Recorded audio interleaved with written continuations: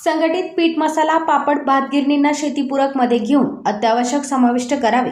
शेतीपूरक मध्ये होऊन शेतकऱ्यांप्रमाणे वीज कनेक्शन व सौर ऊर्जा मिळावी। इतर कामगारांप्रमाणे शासनाच्या सवलती मिळाव्या। लाईट बिलात भरमसाठ वाढ होत असल्याने दळण्याचे भाव साहजिकच दळण्याचे भाव वाढवावे लागतात। शेतकऱ्यांप्रमाणे वीज कनेक्शन मिळाल्यास दळण्याचे भाव वाढवण्याची गरज भासणार नाही। मालेगाव भिवंडी येथील पॉवरलूम सोप लापूर येवला येथील हातमाग यांना शासनाकडून वीज बिलात भरपूर प्रमाणात सवलत दिली जाते। शासनाने वरील आमच्या मागण्या मान्य केल्यास संपूर्ण महाराष्ट्रातील जनतेचा फायदा होणार आहे।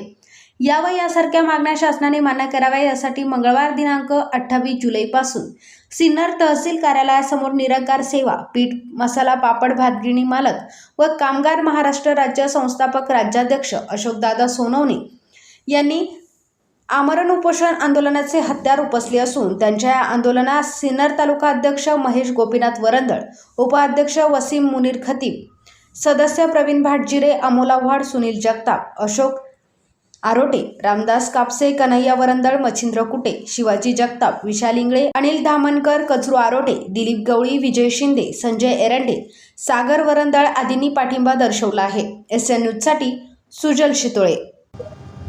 मी श्री अशोकदादा सोनवणे, निरंकार सेवा पीठ मसाला पापड भात गिरणी मालक व कामगार महासंघ महाराष्ट्र प्रदेश संघटनेचा राज्याध्यक्ष आहे। गेली मी आज 8-10 वर्षापासून ह्या संघटनेचं काम करत आहे। अनेक जिल्ह्यांमध्ये जाऊन सर्व पीठ मसाला पापड गिरणी मालक कामगारांना संघटित करत आहे आणि संघटित करीत असताना अनेक आमदार असतील, मंत्री असतील यांना निवेदन दिलेली आहेत। इतकंच नाही तर मुख्यमंत्री देवेंद्रजी फडणवीस यांना सुद्धा निवेदन दिलेलं आहे आणि एवढ्या कालावधीमध्ये यांना सगळ्यांना निवेदन देऊन आजपर्यंत आमची कुठल्याही मंत्र्याने किंवा शासनाने दखल घेतलेली नाही। म्हणून आमच्यावर आज ही वेळ ठेपलेली आहे की आज मी आजपासून आमरण उपोषण करत आहे आणि माझी शासनाला विनंती आहे, अजूनही पण आम्ही विनंतीच करतोय तर एवढ्या 2-3 दिवसात शासनाने आमच्या मागणी न केल्यास पूर्ण महाराष्ट्रातील गिरण्या आम्ही 2 दिवसांनी बंद ठेवणार आहोत। पूर्ण महाराष्ट्रात एकही गिरण चालू ठेवणार नाही। तेव्हा आमची शासनाला विनंती आहे की त्यांनी लवकरात लवकर हा निर्णय घ्यावा आणि आमची मागणी काही फार जास्त नाही। आम्ही फक्त हा मूळ व्यवसाय शेतकऱ्यांचा आहे, शेतकऱ्यांनी चालू केलेला आहे आणि मग आमचं म्हणणं एवढंच आहे का शेतकऱ्यांप्रमाणे यांना वीज कनेक्शन द्यावं। जसं तुम्ही शेतकऱ्यांना सौर ऊर्जा प्लॅन देताय तो प्लॅन यांना द्यावा, म्हणजे लाईट बिलात वाढ हा सातत्याने होते। आज 8 ते 10 रुपये किलो दळणाचे रेट झाले। शासन आज फुकट धान्य देतंय। या गोरगरिबाने काय करायचं?